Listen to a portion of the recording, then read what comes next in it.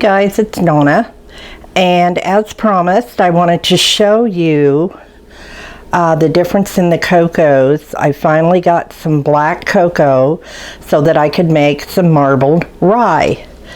Well, here's the result of the rye, and it is just simply delicious. And here are the three different cocos. On the left you can see regular Hershey's cocoa. In the middle is Hershey Cocoa Special Dark. Now on the end is the black velvet cacao powder, which is cocoa. So it was worth it because you only use 3 to 4 tablespoons in your dough when you're making marbled rye, or even just black rye if you wanted to make.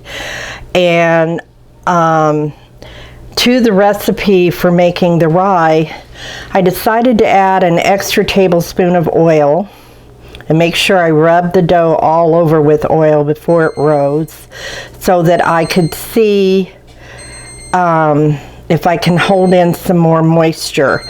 I've had a few suggestions of what to do, and I tried one of them and it seemed to work, and that was using honey instead of the maple syrup, because honey is a humectant.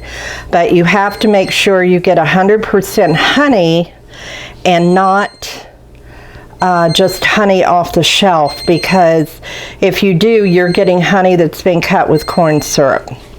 So this is the result of my efforts this morning.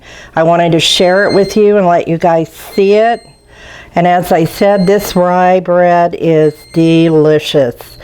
You can't even taste the cocoa. So until next time, guys, I hope you'll try this recipe, and I'll have what I did down in the description, and we'll be back soon.